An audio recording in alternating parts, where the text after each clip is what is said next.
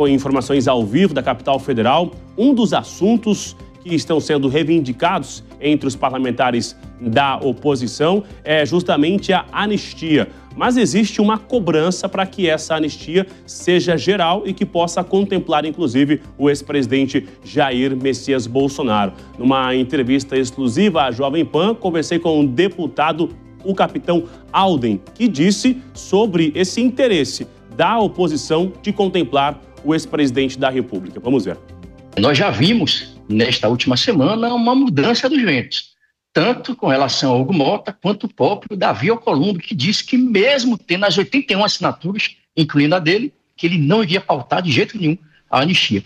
E agora já mudou o discurso. Disse que ia depender da liderança dos líderes partidários e, em abrindo a exceção da anistia para Bolsonaro e os outros 7 réus, que ele poderia sim pautar a anistia. E aqui eu queria deixar muito claro que nós, da oposição, não admitimos qualquer hipótese de anistia sem que ela seja geral, ampla e restrita e que possa, eventualmente, incluir o próprio Jair Messias Bolsonaro.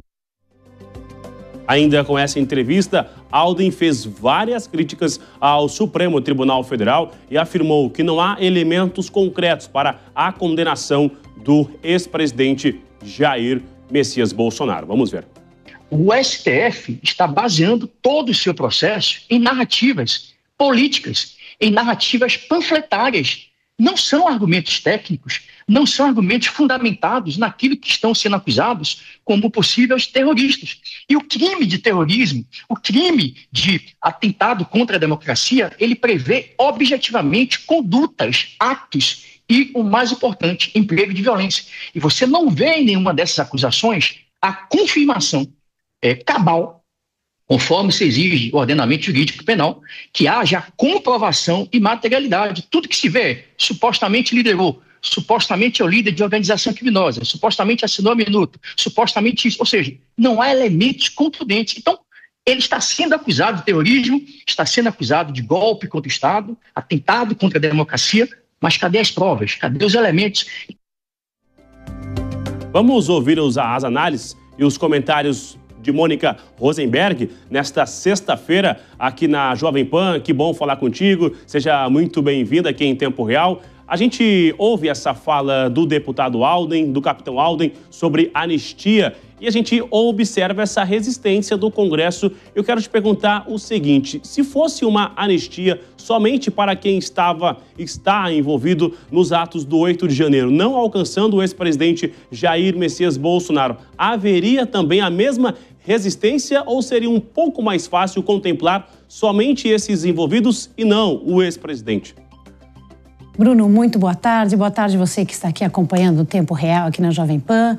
Realmente é uma pergunta que a gente não consegue parar de se fazer, né? Porque quando a gente ouve essa fala, fica parecendo que todo esse discurso da anistia só é para evitar que o ex-presidente Bolsonaro seja responsabilizado. Quando você olha os pipoqueiros, a cabeleireira, os pequenos que sequer estavam participando do ato e que estão presos, a narrativa da anistia realmente faz sentido. Puxa vida, tem gente que está respondendo a penas enormes sem que tenha muita responsabilidade ali.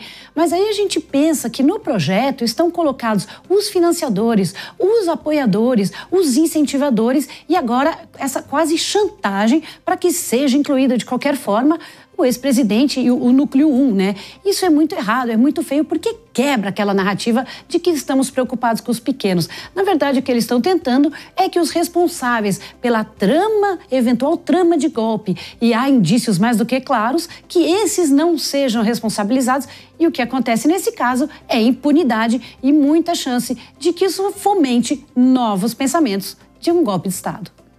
Obrigada, Mônica. Agora a gente chama também o nosso segundo comentarista, o Túlio Nassa, que está essa semana inteira com a gente.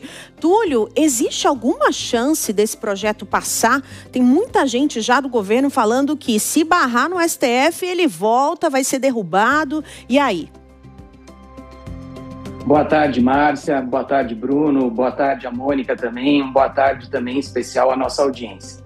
Olha, Márcia, aí nós temos que analisar sobre o seguinte aspecto: há 3 players, há 3 jogadores aí nessa arte do possível para que essa anistia seja levada à frente.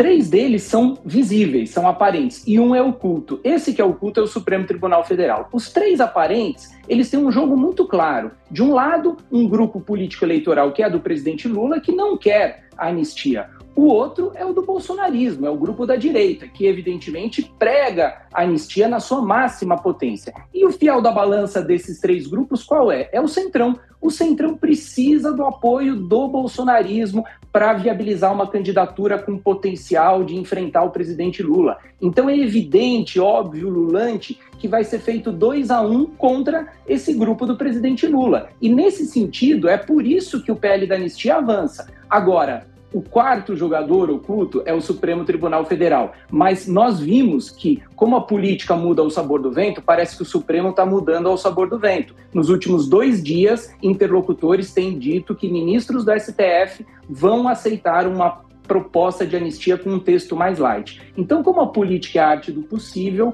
parece que esse texto mais light é o mais provável, Márcia.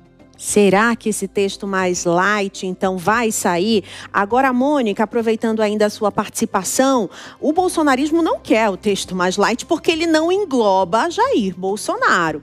E aí entra nesse impasse. E o que eu percebo é que muita gente está embarcando nessa da anistia, muita gente, eu vou colocar já nomes também, Tarcísio de Freitas, já tentando pensar em 2026, né?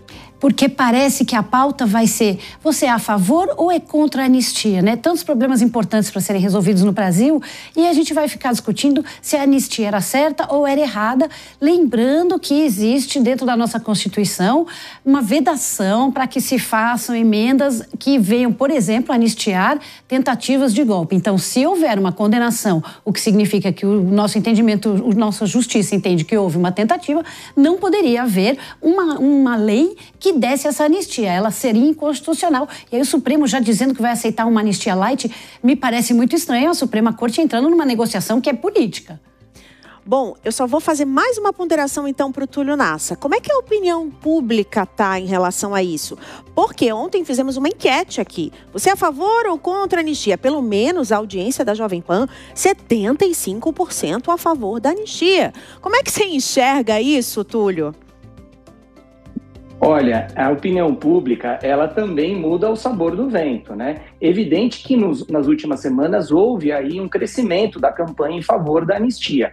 Mas o fato é que o 8 de janeiro, os condenados do 8 de janeiro, a Débora do Batom, o Carlos da Pipoca, realmente sensibiliza a opinião pública, porque é evidente ali o exagero, o abuso cometido, até em relação à tipificação. Como é que aquelas pessoas iriam dar um golpe de Estado num domingo, sem as Forças Armadas do lado e sem as autoridades para serem depostas em relação a esse golpe? Então é evidente que há um sentimento da população de revolta em relação ao 8 de janeiro. E isso carrega nas pesquisas, Márcia.